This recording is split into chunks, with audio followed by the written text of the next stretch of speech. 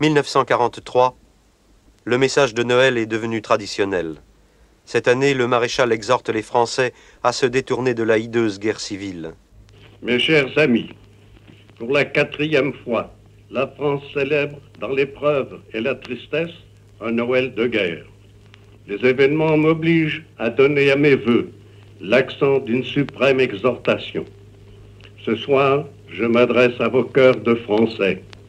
Entendez votre chef, qui ne veut être dans le grave et solennel silence de cette veillée qu'un Français qui souffre comme vous, avec vous. Noël, fête de la famille.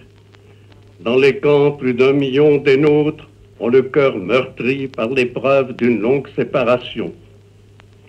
Dans les usines, les travailleurs sentiront plus vivement ce soir le poids d'un éloignement qui est dû aux exigences de la guerre.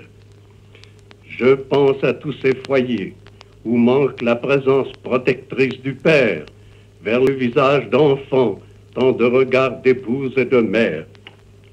Noël, fête de la nativité, et la mort plane sur le monde entier, et la France subit chaque jour l'épreuve cruelle de nouveaux crimes et l'immense misère des bombardements sous lesquels nos villes s'écroulent, jetant sur les routes ceux qui ont échappé au massacre. Malgré tant de désastres, je garde ma foi dans l'avenir de la France, mais je vous supplie, Français, de renoncer aux stériles discussions, aux vaines rivalités, aux haines mortelles. Dans le malheur qui nous accable, tendons-nous des mains fraternelles. Écoutez un homme qui n'est là que pour vous et qui vous aime comme un père.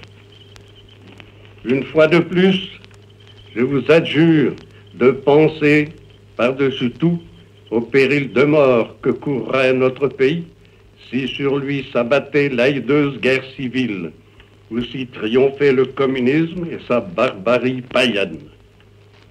Croyants, sceptiques ou indifférents, accueillez ce soir cet ultime avertissement. Mais ne finissons pas cette nuit de Noël sur des si douloureuses perspectives.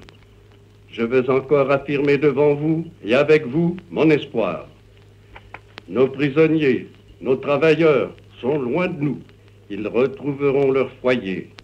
Nos villes sont détruites, nous les reconstruirons. Nos misères sont immenses, mais la tempête passera et les Français recommenceront à s'aimer.